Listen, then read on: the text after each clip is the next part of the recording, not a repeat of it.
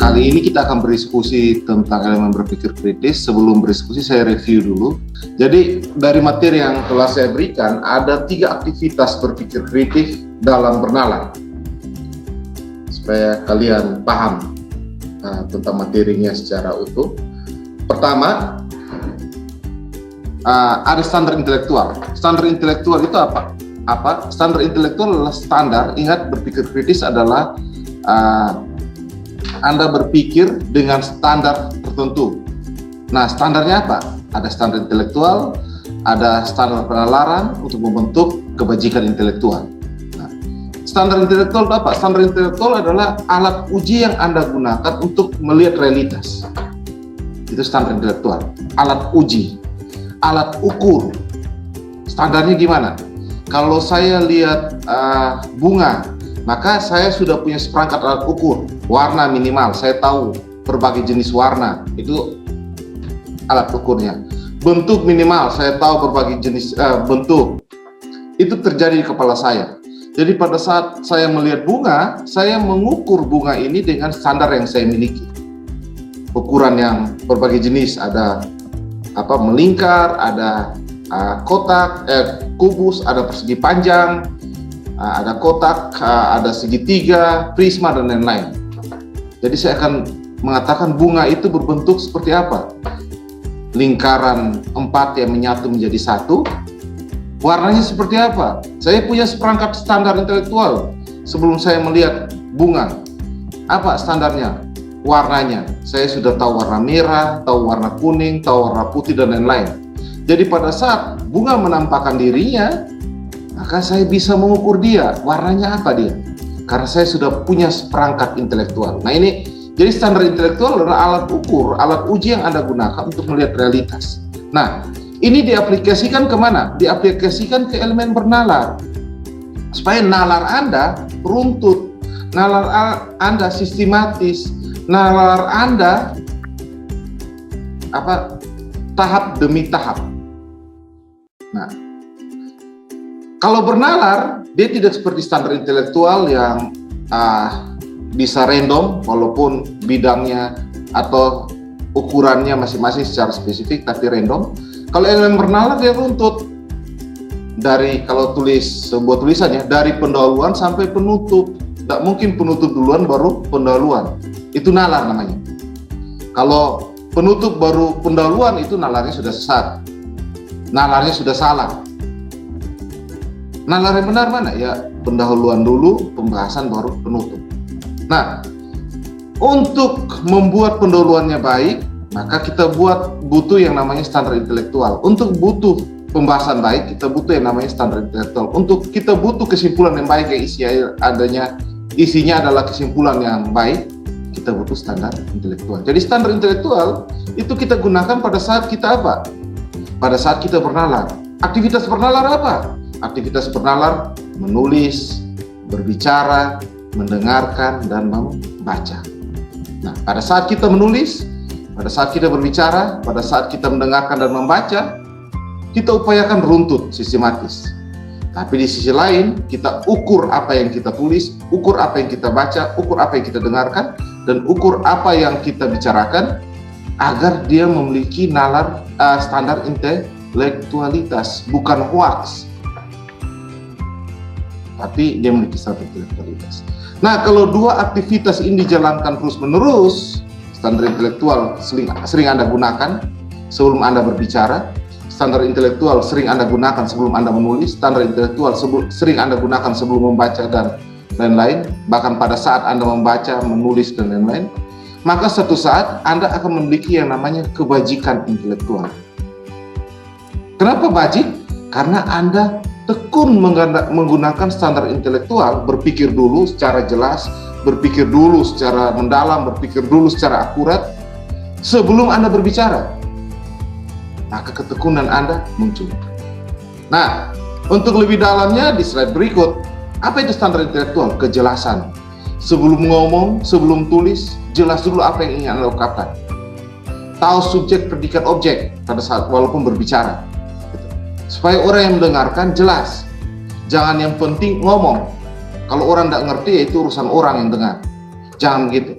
Ingat, Anda makhluk intelektual harus jelas, memiliki kejelasan ya, sifat-sifat yang jelas nalar Anda. Ketika nalar Anda ungkapkan, harus ada akurasi,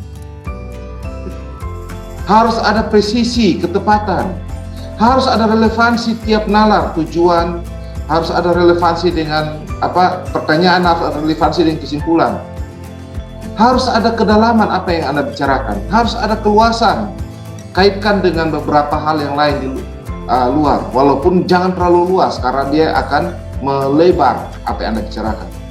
Mendalam, tapi juga kaitkan dengan yang lain di luar.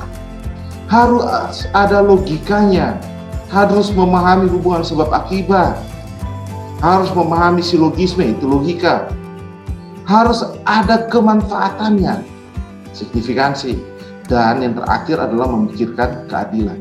Nah, standar intelektualitas ini terjadi di dalam pikiran kita pada saat kita ingin bernalar. Pertanyaannya, bisa enggak kurang? Bisa enggak lebih? Bisa kurang, bisa lebih. Tapi harus ada standar intelektual. Kurangnya berapa, Pak? Kejelasan itu wajib ya. Ngomong, nulis, baca, dengarkan harus jelas. Kalau belum jelas, jangan cepat-cepat ngomong. Kalau belum jelas, jangan cepat-cepat tulis. Akurasi, oh itu butuh, karena saya harus tahu sumbernya tepat enggak. Ketepatan, oh butuh, supaya saya tahu bahwa ada informasi yang saya dapat, ini informasi yang tepat dengan pertanyaan yang saya berikan. Relevansi, oh ya, informasi yang saya dapat relevan untuk menjawab tujuan.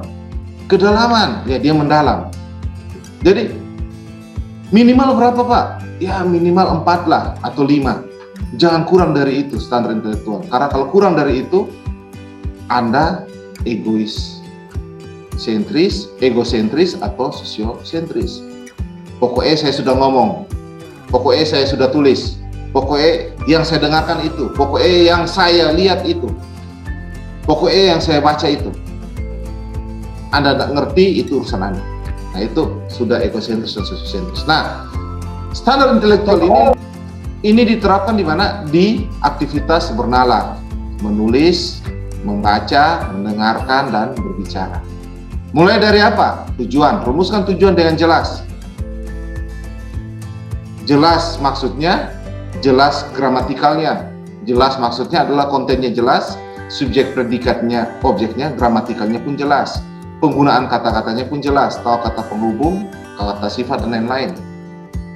Akurasi, sumbernya dari mana. Ketepatan, data itu tepat tak untuk menjawab ini. Jangan-jangan pertanyaannya lain, jawabannya lain. Relevansi, hubungan informasi, data dan fakta dengan tujuan. Kedalaman dari pembahasan Anda. Keluasan, Anda ingin mengaitkan dengan yang di luar sedikit agar orang tahu bahwa ini tidak ujuk-ujuk jadi, tapi ada sebuah proses. Logikanya, lihat hubungan logikanya, apakah hubungan sebab akibat? Lihat silogismenya. Bagaimana premis mayor mempengaruhi premis minor dan memberikan kesimpulan. Lihat. Lalu lihat asas kemanfaatannya, dan terakhir keadilan. Di elemen bernalar, pada saat Anda mendengarkan, membaca, menulis, dan berbicara, runtut dari point of view. Setelah point of view, asumsi Anda apa? Setelah asumsi, konsep Anda apa? Setelah konsep, tujuan Anda menulis berbicara apa? Setelah tujuan, pertanyaannya apa? Setelah pertanyaan, informasinya apa? Setelah informasi, kesimpulannya apa? Mengapa informasi berkesimpulan? Karena tanpa data dan fakta, kita tidak bisa menarik kesimpulan. Saklek itu hukumnya. Jadi kalau ngomong tarik kesimpulan tanpa data dan fakta, itu omong kosong. Jadi kesimpulan harus berdiri di atas data dan fakta. Maka informasi itu butuh, baru ambil kesimpulan. Setelah kesimpulan baru implikasi. Kalau kesimpulan yang demikian, akibatnya apa? Nah, ini elemen bernalar. Jika standar intelektualitas ini kalian gunakan dalam elemen bernalar tiap saat, baik itu dalam aktivitas akademik yang 4 tadi saya katakan, menulis, membaca, mendengarkan dan berbicara, ataukah aktivitas sehari-hari, misalnya kalian sebelum memutuskan makan apa, atau tidur jam berapa, atau mau kongko di mana, nongkrong di mana, kalian selalu menggunakan standar intelektualitas elemen bernalar, maka suatu saat kalian menjadi orang yang bijak secara intelektual.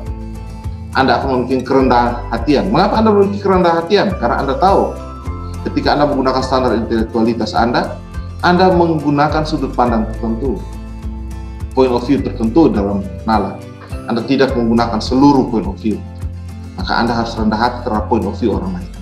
Pada saat Anda menggunakan standar intelektualitas, Anda memiliki keberanian intelektual. Kenapa berani? Karena ini saya, hasil kesimpulan saya. Saya melakukan penyelidikan, saya melakukan proses berpikir, baru saya menyimpulkan. Jadi saya berani mengungkapkan kepada orang lain. Anda akan empati. Empati itu adalah Anda menyadari di sekeliling Anda masih banyak hal yang belum Anda perhatikan. Anda akan memiliki integritas. Apa yang Anda pikirkan, apa yang Anda tulis dan Anda katakan, itu yang Anda jalani. Anda akan tekun dalam mencari pengetahuan. Karena apa? Terbiasa menggunakan intelektualitas dan nalar. Tidak terburu-buru ngomong gitu. Mikir dulu. Ya. Anda akan lebih percaya diri. Mengapa percaya diri? Karena standar saya secara intelektual ada. Yang kedua, pada saat saya beraktivitas sehari-hari, saya menggunakan nalar. Tidak jalani sesuatu karena kebiasaan yang tidak saya tahu. Jadi Anda akan lebih percaya diri. Anda akan memiliki kemandirian intelektual. Baik itu pada saat Anda berbicara, menulis pun, Anda seperti orang dengan sudut pandang sendiri. Bukan berdiri di atas pemikiran orang. Dan yang terakhir, Anda memiliki keterbukaan pemikiran. Gitu. Nah, kebajikan intelektual, ini Richard Paul dan Linda Elder mengatakan apa? Fire-minded society. Jadi kalau kita terbiasa, seluruh masyarakat terbiasa menggunakan intelektualitas dan nalarnya, maka akan tercipta satu masyarakat yang terbuka, satu masyarakat yang selalu berpikir tentang keadilan. Kalau jadi pertanyaannya, masyarakat beradab itu bagaimana ya? Masyarakat beradab adalah masyarakat yang selalu terbiasa menggunakan intelektualitas dan nalarnya. Maka akan terbentuk masyarakat yang beradab. Tapi kalau tidak terbiasa menggunakan intelektualitas dan bernalar, maka tidak muncul yang nama kebajikan intelektual, maka tidak muncul yang namanya fire-minded society. Oke, itu review umum. Sekarang kita berdiskusi. Silakan jika ada yang mau bertanya. Sekina angkat tangan, silakan Sekina. Pak, saya mau tanya, orang dalam gangguan jiwa itu masih bisa nalar enggak, Pak? Makasih. Oke, ini pertanyaan susah karena saya bukan orang psikologi ya. Tapi menurut saya orang gangguan jiwa itu sulit menggunakan nalarnya. Bahkan intelektualitas pun sulit. Tapi bukan berarti mereka tidak memiliki nalar dan intelektualitas. Nalar mereka mungkin rendah, intelektualitas mereka rendah. Ingat, saya katakan lagi, tidak ada satu orang pun manusia yang tidak berpikir. Tidak ada satupun. Semua pemikir. Hanya persoalannya kalau mau menjadi critical thinkers, Anda weak atau strong. Begitu Sekina. Jadi kadang-kadang orang gangguan jiwa itu dia gampang sekali terdistract, gampang sekali trauma dan lain-lain ya. Nah itu kan berarti ada ketidakjelasan dalam memahami realitas, ada ketidakjelasan dalam memahami objek.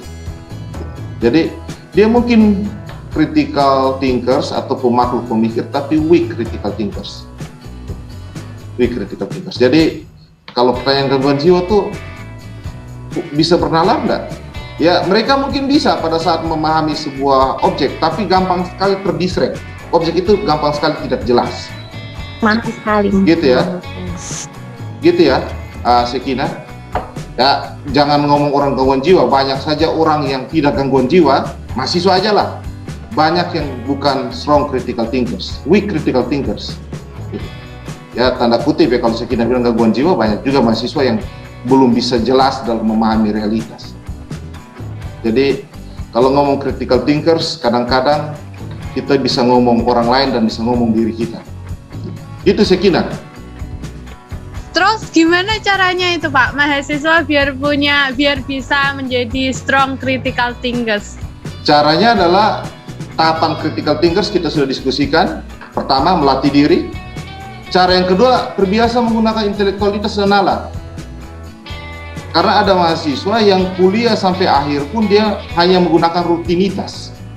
Rutinitas ya, saya katakan rutinitas. Dia tidak memahami kenapa dia harus melakukan itu. Artinya standar intelektual, kejelasan saja dia tidak memiliki. Dia tidak tahu kenapa harus kuliah. Ya orang tua suruh kuliah. Kejelasannya dia tidak memiliki. Nah, kalau pertanyaannya bagaimana supaya kita bisa strong critical thinkers, latih menggunakan intelektual dan nalar. Latih. Pertemuan awal saya katakan begini, perusahaan multinasional sangat membutuhkan strong critical thinkers karena itu. Intelektual dan nalarnya mereka gunakan dalam bekerja. Perusahaan startup senang dengan tim kecil. Mengapa? Karena tim kecil ini memiliki intelektualitas dan nalar. Mereka strong pada saat kerja tim. Jadi latih menggunakan intelektualitas dan nalar. Begitu saya kira. Baik Pak, terima kasih. Oke, ada lagi? Purnama, Adi, silakan. Iya Pak, ini tadi kan Bapak berkata bahwa jika kita dapat menerapkan elemen berpikir kritis, maka masyarakat yang beradab ini akan terbentuk. Ya. Ya, jadi apakah masyarakat yang beradab ini itu merupakan salah satu dari syarat untuk menjadi negara yang maju dan develop seperti negara-negara seperti di Singapura itu seperti itu Pak? Oke, terima kasih Purnama Adi. Jadi itu persoalan kita ya di Indonesia, dialektik. Kita punya mall, ada beberapa daerah punya mall tapi daya belinya rendah. Nanti kalau mallnya tutup dibilang kami butuh peradaban. Apakah mall simbol dari peradaban? Saya tidak tahu, kita bisa berdebat hal itu. Tapi kalau punya mall tidak ada yang belikan, pemilik mall bangkrut ya. Kita butuh pasar modern di Salatiga ya. Kita butuh pasar modern, tapi ketika pasar modern terbentuk, masyarakat pedagang tradisional tidak mau masuk ke pasar modern. Kita butuh jalan raya. Tapi ketika jalan raya ada, banyak orang menyalahgunakan jalan raya, digunakan sebagai menutup jalan raya untuk aktivitas pribadi atau aktivitas kelompok tertentu. Kita butuh apa lagi? Kita butuh kampus banyak untuk mengajarkan orang tentang berpikir kritis. Tapi realitasnya kampus kita ngajarin orang untuk menjadi budak industri. Bukan pemikir kritis, jadi budak industri. Jadi banyak sarjana pun yang jadi buruh di pabrik. Sarjana. Nah, kembali ke pertanyaan Adi Purnama. Apakah dengan berpikir kritis sebuah bangsa akan maju?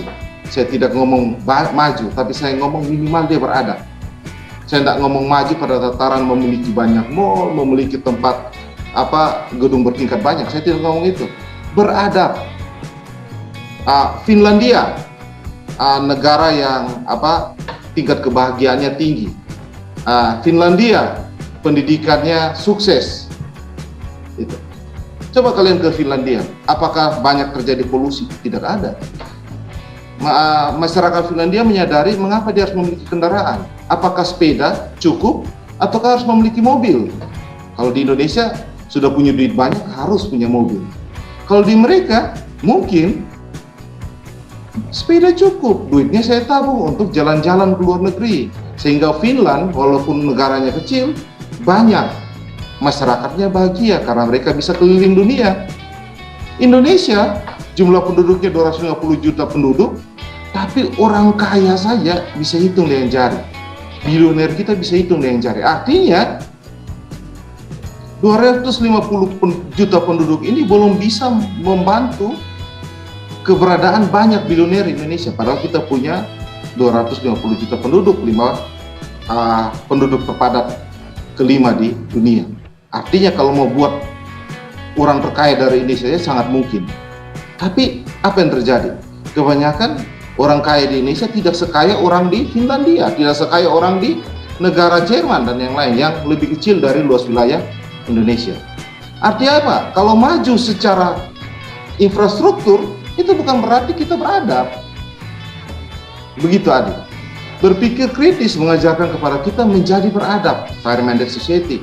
Artinya, kalau Anda bisa berpikir kritis, Anda tahu apa yang Anda butuhkan secara personal. Apakah sepeda? Kaki Anda cukup jalan ke kampus? Ataukah Anda butuh sepeda? Ataukah Anda butuh mobil? Kalau sudah punya mobil, Anda mikir enggak perawatan dan bahan bakarnya?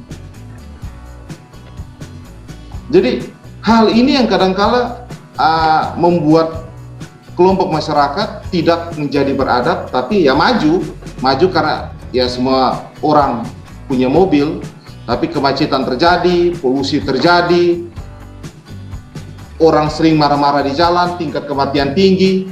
Apakah ini negara maju? Tidak juga kan? Negara beradab? Tidak juga. Maju secara SDM? Tidak. Maju secara infrastruktur mungkin. Jadi fair-minded society dia membentuk masyarakat yang beradab aja. Masyarakat yang tidak maju pada tataran punya infrastruktur, punya banyak aset. Ya, kita lihat kasus yang terbaru ya, yang waktu pembukaan Pertamina itu ya, kilang minyak di daerah mana saya lupa itu. Banyak yang tiba-tiba menjadi OKB, orang kaya baru. Sekarang mereka mulai jual mobil-mobil mewah mereka. Itu karena apa? Kurangnya critical thinking. Pada saat duit banyak, dia beli mobil supaya saling bersaing. Satu kampung punya mobil mewah semua. Kalau sudah semua punya mobil mewah, mau bersaing apa gitu? Ya, yang kaya berarti yang punya sepeda ontel kan? Karena dia sendiri yang berbeda. Gitu. Nah, sekarang, ketika duitnya sudah semakin habis, mobil mewahnya mulai dijual. Kenapa? Karena sawah mereka sudah mereka jual ke kilang minyak. Apakah ini berarti mereka maju karena punya mobil mewah? Ya, kalau Anda bilang punya mobil mewah sebagai orang kaya itu sebagai orang maju, ya silakan. Tapi apakah mereka beradab? Apakah mereka bijak secara intelektual? Tidak. Jadi, fair-minded society ini adalah membentuk masyarakat yang lebih beradab. Contoh konkret, saya bilang, pergilah ke Finlandia. Di sana pendidikannya baik, tingkat kebahagiaan orang tinggi, kepadatan polusinya pun kurang. Jadi pergilah ke Finlandia. Begitu adik. Oh iya, ini saya jadi paham sekali Pak. Gara-gara tadi Bapak contohkan Finlandia sama itu kasus yang baru-baru ini sama kilang minyak itu Pak. Terima kasih Pak. Ya, jadi itu makanya kita butuh berpikir kritis. Sangat butuh karena bukan masalah berapa banyak aset yang kita miliki, tapi bagaimana kita mengelola aset itu untuk kesejahteraan kita dan kebahagiaan keluarga kita atau orang lain. Itu lebih penting daripada memiliki aset tapi karakternya miskin ya. Tanda kutip ya, saya katakan itu memang agak kasar ya. Punya banyak duit tapi karakternya miskin. Punya banyak kekayaan tapi karakternya miskin. Punya kekuasaan tapi karakternya miskin. Akhirnya jadi koruptor. Jadi lebih baik Anda pakai sepeda ontel tapi orang lihat Anda mandiri secara intelektual, bijaksana, berani mengungkapkan apa yang benar dan yang lain itu ya, kebajikan itu. Itu lebih baik daripada OKB ya, orang kaya baru yang pura-pura kaya. Oke, ada pertanyaan di room chat. Maria. Pertanyaannya adalah bagaimana cara menerapkan berpikir kritis dalam bermedia sosial? Ini pertanyaan baik. Bagaimana cara Anda menerapkan dua elemen ya, standar intelektual dan elemen bernalar di media sosial? Caranya adalah nulis status harus jelas, standar intelektual. Kalau status Anda orang tidak paham berarti Anda intelektualnya rendah.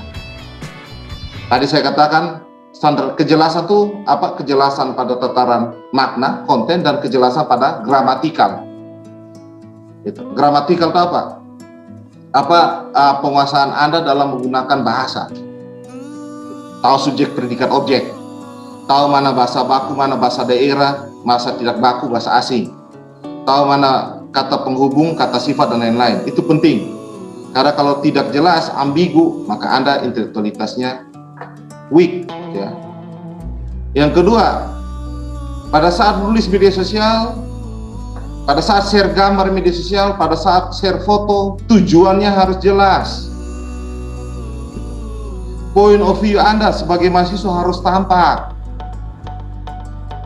Itu penting dalam penalaran. Jadi bagaimana cara menerapkan berpikir kritis dalam bermedia sosial? Ya itu aja. Jangan sampai Anda tulis status Anda, orang nggak ngerti. Karena bahasanya Anda bahasa yang baru belajar bahasa Indonesia ya.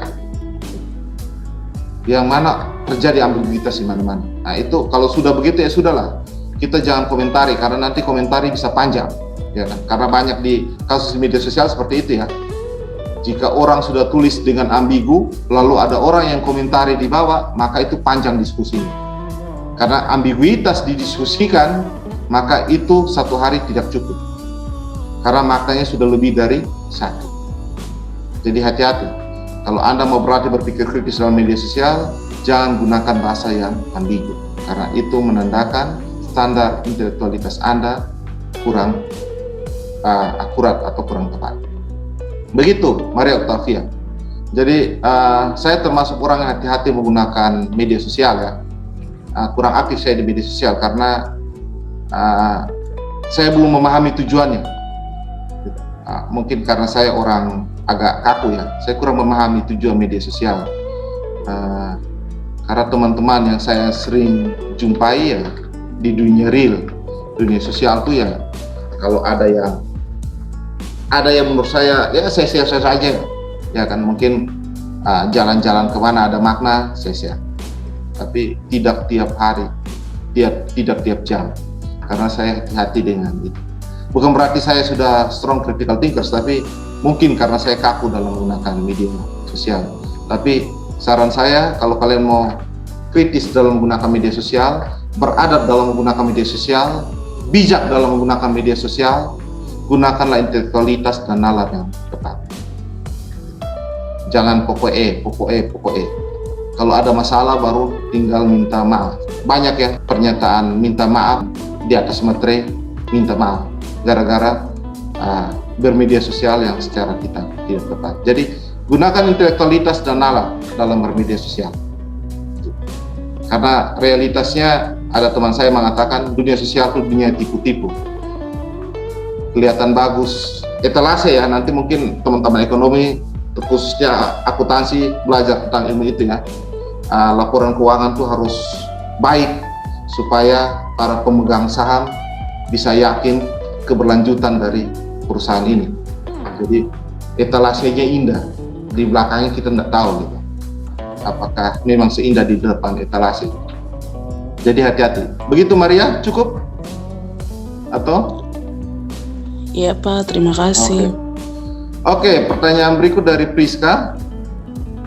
Grace, bagaimana kita bisa menilai penalaran sendiri berdasarkan standar integritas jika kita sendiri masih sulit menilai kebenaran satu pernyataan, dan bagaimana kita menilai penalaran sendiri berdasarkan Oke, caranya gini Grace, caranya adalah kalau kamu mau tulis tujuan, kamu mau berbicara sesuatu, maka standar kejelasannya, clarity-nya adalah sebelum kamu berbicara, pikir dulu kata-katanya.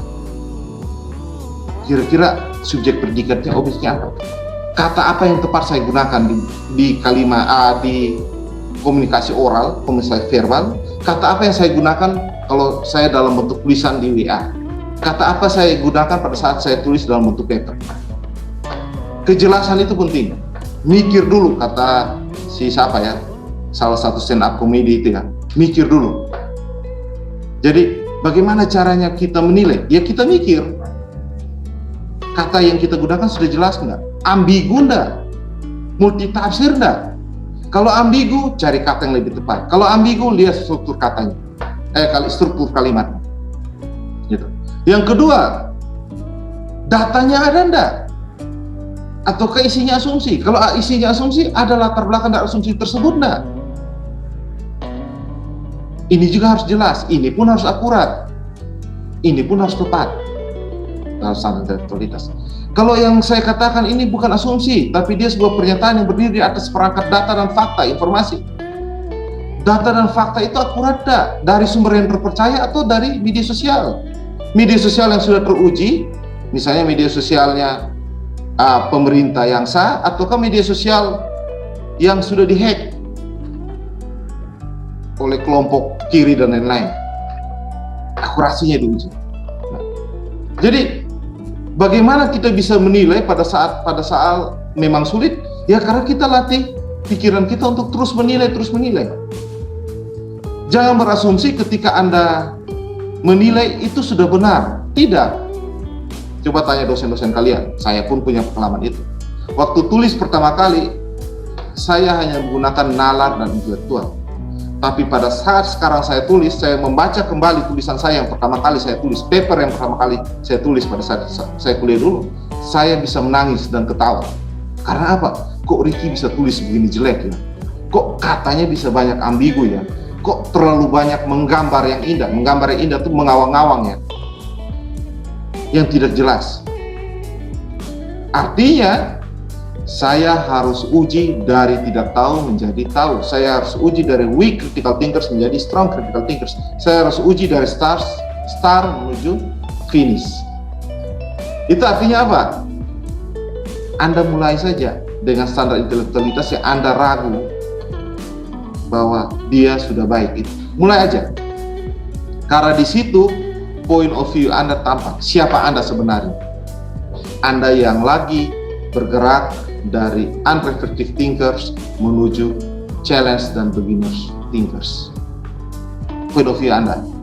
Suatu saat Anda berada di posisi accomplished thinkers atau master thinkers, Anda akan melihat ke bawah tulisan Anda pertama, Anda akan melihat ke YouTube, channel YouTube, lalu public speaker pertama Anda, baru Anda akan ketawa sambil menangis. Kok jelek sekali saya dulu kalau berorasi. Kok jelek sekali ya saya dulu kalau menulis. Tapi itulah tahap Anda untuk membuat intelektualitas Anda dan nalar Anda berkembang. Tidak mungkin Anda lahir ujuk-ujuk langsung punya intelektual dan nalar yang baik. Tidak ada gitu. Malah sangat mengerikan jika seorang bayi lahir langsung bisa berkata-kata tanpa ambigu. Sangat mengerikan gitu. Tidak mungkin. Caranya adalah jangan takut untuk memulai, Priska. Bagaimana kita bisa menilai? Ya kita nilai dulu dari point of view kita. Kalau kamu mahasiswa belum bisa memahami banyak konsep, ya nilai dulu dengan konsep yang kamu tahu. Karena bacaan bukunya masih 45 ya. Ya sudah nilai dulu dari 45 buku itu. Nanti kalau sudah tahun keempat, tahun ketiga, lanjut S2, lanjut S3, baca makin banyak buku, maka di situ standar intelektualitas Anda akan berkembang, penalaran Anda akan lebih baik. Jadi mulai aja, yang penting niat untuk melakukan intelektualitas dan nalar secara baik. Begitu Priska. Gimana? Nah, baik Pak, terima kasih. Oke. Terima kasih.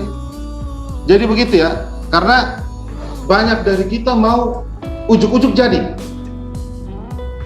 Ujuk-ujuk saya sarjana gitu. Nah, tetap harus dari semester 1 sampai semester akhir. Dari kerja paper 3 halaman menjadi kerja skripsi puluhan halaman. Dari kerja tugas kumpul dalam kelas menjadi tugas yang kumpul di jurnal.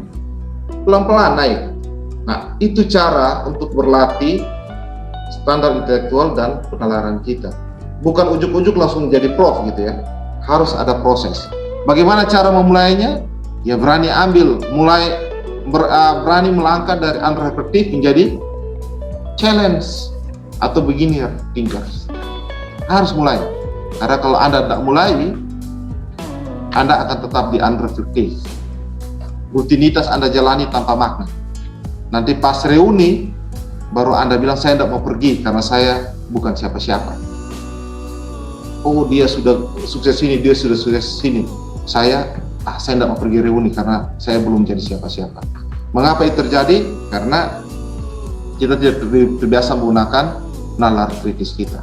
Banyak orang yang dia tidak sukses secara finansial, aset dan lain, tapi dia berani pergi ke reuni. Karena apa? Dia sukses dalam bidang tertentu. Mengapa bisa lakukan? Orang lain lihat itu. Karena apa? Nalar kritis dia bekerja dan orang menghargai, sangat menghargai. Jadi nalar kritis sangat membantu kita lebih beradab menjadi masyarakat. Oke, Marta Resen, silakan Marta. Baik Pak, izin bertanya. Tadi kan ada 3 standar elemen ya Pak dalam berpikir kritis, yaitu intelektual, elemen bernalar, dan kebijakan intelektual. Ya. Nah, kalau salah satunya tidak ada, itu boleh nggak Pak? Oke, terima kasih Marta. Salah Terima satunya, kasih, Pak. jadi gini, kamu hanya gunakan intelektualitas, maka kamu lagi asik dengan pikiranmu. Kamu tidak akan berbicara, tidak akan menulis.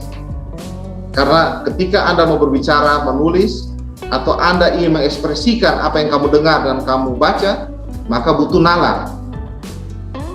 Jadi kalau hanya gunakan intelektualitas, Anda asik dengan pikiran Anda, tapi Anda tidak mengekspresikan. Ketika Anda mengekspresikan, itu butuh nalar. Jadi bisa tidak hanya intelektualitas? Bisa, tapi Anda ada ekspresi. Anda seperti nonton televisi Net Geo, tahu tentang bagaimana bumi terbentuk, tapi Anda tidak bisa beri komentar, gitu. Minimal terhadap diri Anda. Oh ternyata gitu ya, bumi terbentuk karena aktivitas ini ya.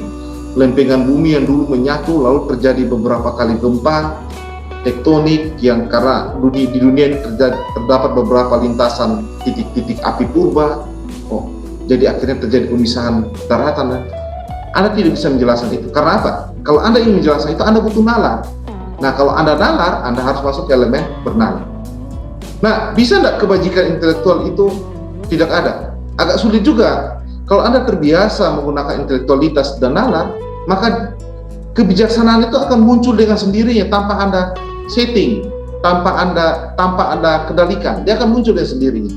Begitu Marta. Jadi, bisa tidak gunakan salah satu? Kalau Anda ingin berlatih standar intelektualitas dulu, oke, boleh Marta.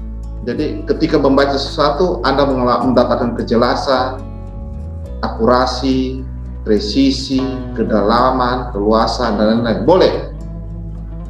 Tapi pasti ketika Anda mengetahui itu secara jelas, Anda rasa dalam diri Anda ingin mengungkapkan kepada orang lain. Minimal Anda menceritakan kepada adik Anda. Nah, ketika itu keinginan itu muncul, maka Anda harus butuh yang namanya penalaran. Supaya adik kamu atau diri kamu ketika mengulangi apa yang Anda nonton di Net Geo itu runtut. Nah, pada saat itu Anda harus pakai elemen bernalar. Jadi agak sulit kalau kita tidak menggunakan salah satu, Marta. Kebijaksanaan itu akan muncul kalau kalian dua ini sering berinteraksi. Jadi agak sulit. Tapi kalau mau latih satu-satu silakan bisa. Tapi saya yakin kalian akan sulit untuk latih satu-satu. Karena ketika sudah tahu bagaimana lulus cepat, pasti Anda mau bernalar. Ketika Anda sudah tahu bagaimana supaya saya dapat nilai A, pasti Anda mau bernalar. Ketika Anda tahu bagaimana bumi terbentuk, pasti Anda mau bernalar.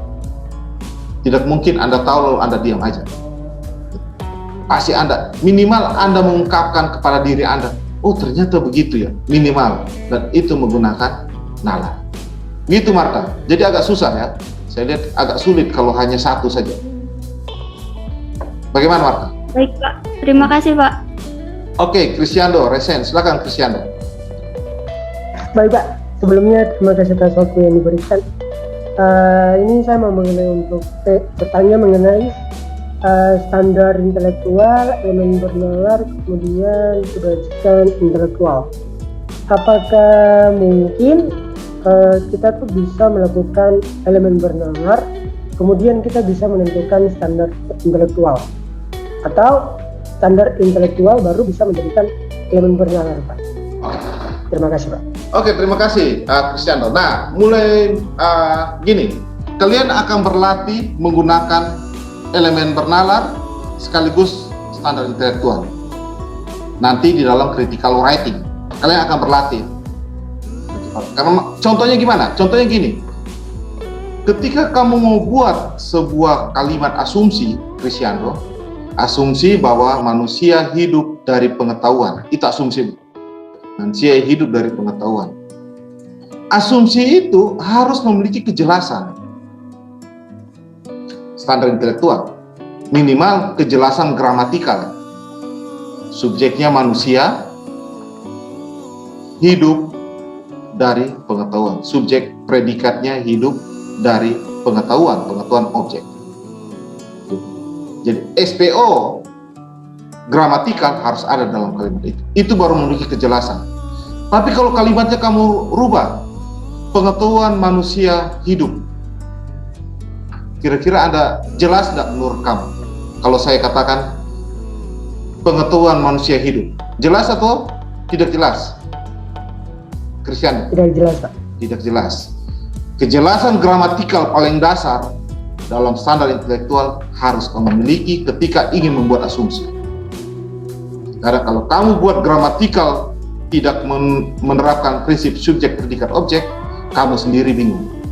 Jadi kejelasan itu bukan hanya jelas makna, tapi gramatikal juga. Baru masuk ke kejelasan makna. Apa yang kamu maksud dengan manusia hanya bisa hidup dari pengetahuan? Nah, ini nama asumsi kan? Berangkat dari pengalamanmu. Nanti di latar belakang kamu akan tulis, karena tidak ada manusia yang bisa kaya tanpa memiliki pengetahuan, tanpa tahu cara menjadi kaya. Tidak ada manusia yang bisa sukses tanpa tahu cara menjadi sukses. Itu latar belakang kamu. Latar belakang itu yang merupakan kejelasan mendukung asumsi kamu, Christiana. Jadi ketika kamu membuat nalar, pasti standar intelektualitas digunakan. Nanti ketika kamu bilang oke, pengetahuan, manusia tidak bisa hidup tanpa pengetahuan. Datanya apa? Datanya Steve Jobs. Walaupun dia drop out, tapi dia sudah memiliki pengetahuan bagaimana mengembangkan startup berbasis teknologi. Bob Sadino, walaupun tidak kuliah sekolah tinggi, tapi dia memiliki pengetahuan mengembangkan entrepreneur. Dia punya pengetahuan. Manusia tidak bisa lepas dari pengetahuan. Data-data itu, Cristiano, harus akurat. Siapa yang mengatakan Steve Jobs itu tidak lulus, tapi dia punya pengetahuan tentang teknologi dan entrepreneur? Siapa yang mengatakan Bob Sadino itu tidak sekolah tinggi, tapi dia punya ilmu entrepreneurship? Siapa yang mengatakan? Kamu harus kasih masuk sebagai pendukung data kamu. Nanti supaya kamu bisa tarik kesimpulan bahwa dengan pengetahuan kita bisa survive dalam kehidupan. Misalnya begitu ya kesimpulan kamu. Itu cara kerja nalar dan intelektual secara bersama-sama. Tidak bisa dipisah-pisah. Jadi kalau Cristiano, Pak, bagaimana cara kerjanya? Cara kerjanya begitu. Kalau kamu buat asumsi, perhatikan gramatikal kamu. Gramatikalnya harus jelas. Ingat, standar intelektual yang pertama adalah clarity, kejelasan. Kalau kamu tidak jelas gramatikalnya, orang tidak tahu baca. Kamu pun tidak ngerti apa yang kamu susun. Jadi, bagaimana caranya? Ya, ketika kamu buat asumsi, lihat kejelasan. Ketika kamu ambil data, lihat akurasi, lihat presisi, lihat relevansi dengan pertanyaan, relevan enggak? Menjawab enggak pertanyaan? Jangan pertanyaannya adalah siapa orang-orang sukses lewat pengetahuan, jawaban kamu adalah malaikat dan Tuhan. Pertanyaannya siapa orang-orang sukses, jawabannya malaikat dan Tuhan. Tidak relevan dengan pertanyaan. Relevansi itu apa? Standar intelektual. Data kamu butuhkan untuk apa? Tarik kesimpulan di elemen bernalar. Tanpa data, tidak bisa tarik kesimpulan. Tapi datanya harus akurat. Menurut standar intelektualitas, cari data akurat itu. Sumbernya dari mana? Harus sumber dari sumber primer. Apakah biografinya Steve Jobs? Apakah buku biografinya Bob Sadino? Bob Sadino? Silakan.